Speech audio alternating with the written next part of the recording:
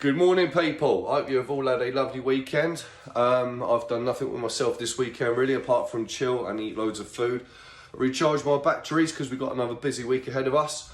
So this morning we've got two jobs on the agenda. The first one is, I think it's about 6 by 8, 2 lifts, both lift boarded. I'm not really sure what it's going up for. I just got sent over the dimensions and asked if I could put it up for them.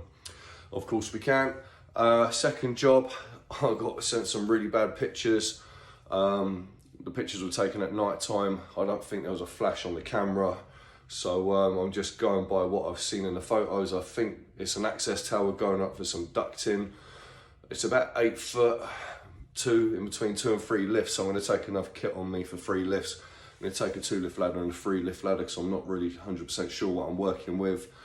But yeah, that's what's on the agenda for today. So, gonna get down to the yard now, chuck a load of kit on the lorry and get cracking. So, another lovely property once again. This is the job in question. So it's gonna be 2 lifts on the front of that extension. I think I put a second story on it, and then it'll be 4 by 8 going that way. So it's just about to got a cargo netting. Try and keep compliant with the laws of the road and all that. Double straps. So yeah, we're going to get cracking. Get some kit off and lace it out and get going. So after having a look at some proper drawings, now I'm here and having a look at the actual job in real time. It's a bit of a mess around, but we will get around it. So they're putting a second story on top of this flat roof, which is going to come in line with that little valley, if that's what you want to call it. And you need to clear that shed with the second lift. So what we're going to basically be doing is 2 and 4. There's going to be a bay window coming out about 300 mil at some point. I don't know how high up the building it will be, but we're going to go 2 inside boards. They can take the first inside board out, then they still got an inside board and 4 to work off. Once the bay window starts going in, return round here, 1 and 4 over this fence. Then we're going to reduce it down to 3 boards wide, or 1 and 2 through this gap here, back out to 1 and 4. Then we got a cantilever over this vegetable patch or whatever it is, about 2-3 foot, just so they clear this and they can make good of this area here once the second story goes on. And then on the second lift, it'll go back to 1 and 4 over the shed, right the way around here. Second lift will continue on this return on the front to 2 and 4. So yeah, a bit of messing around to do in this area just here, but we will get around it. So the first lift on this front and side is going in at 2.1, and then it'll be a 2 meter lift going on top of that. Nice few obstacles to get around. That's what we like on a Monday morning. Not bad, not bad. So we've got our first bit of base in.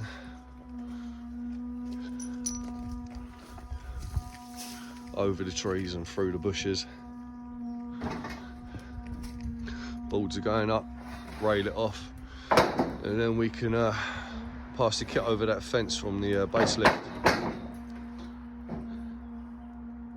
So we're all boarding around on the base lift. Second lift started to go in.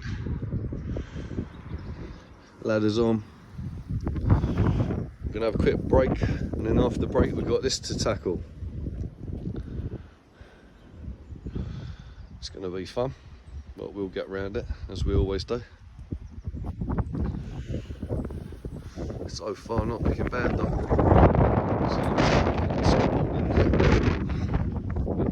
To contend with staying. But yeah, that's where we're at the moment. So this is where we're at with it at the moment. So going to do reverse ledger.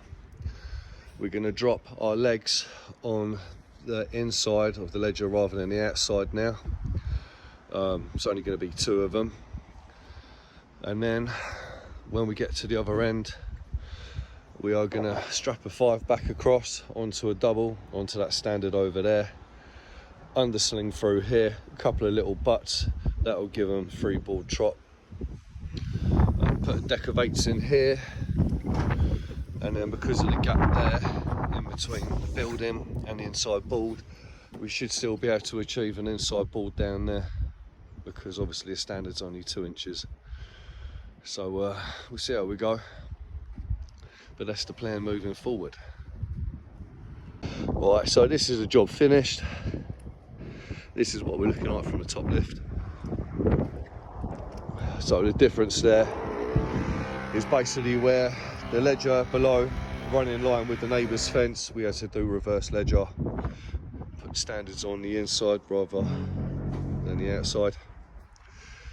So we've put a tube in there to accommodate the gap, but where it goes back to normal there, it's got normal marks.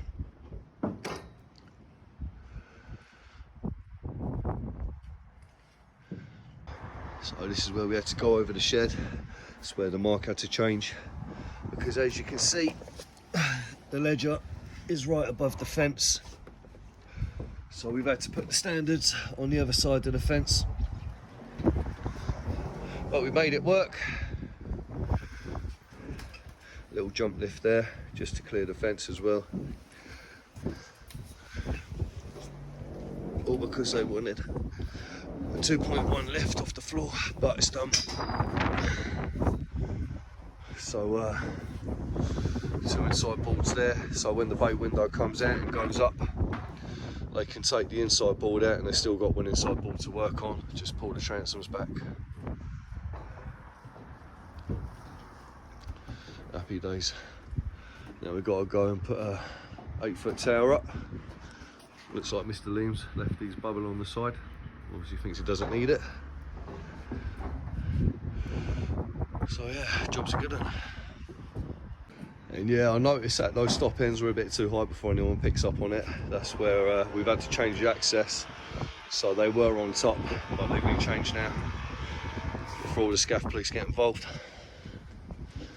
So yeah, go and get Mr. Liam's level and we'll be off. So this is what we're looking like from the floor. Quick scoot around before we go. Back through the trees.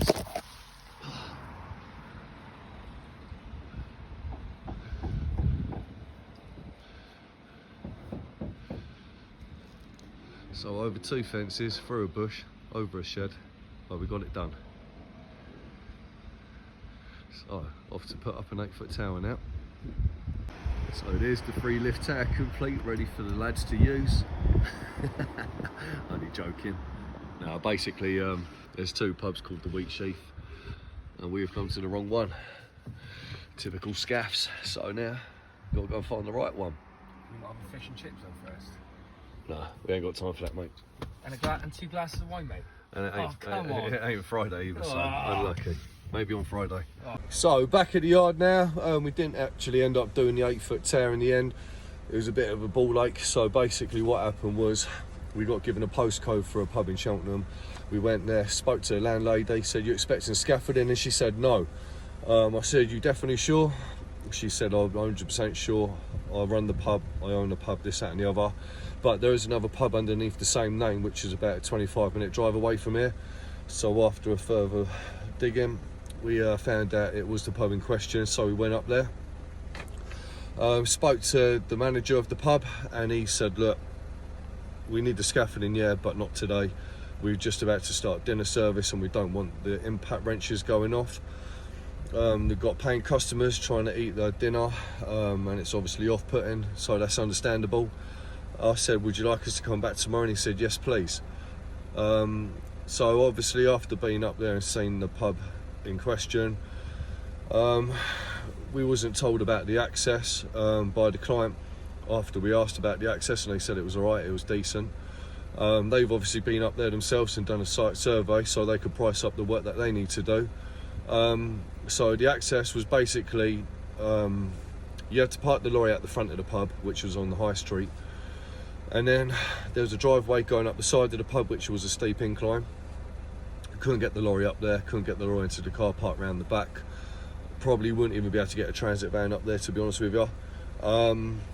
So then after you walk up the incline, you then have to walk across the back of the pub, down 2 flights or 3 flights of stairs into the pub garden, and then back on yourself again. I think it was over a 200 metre walk, if I remember rightly, something close to that anyway, give or take.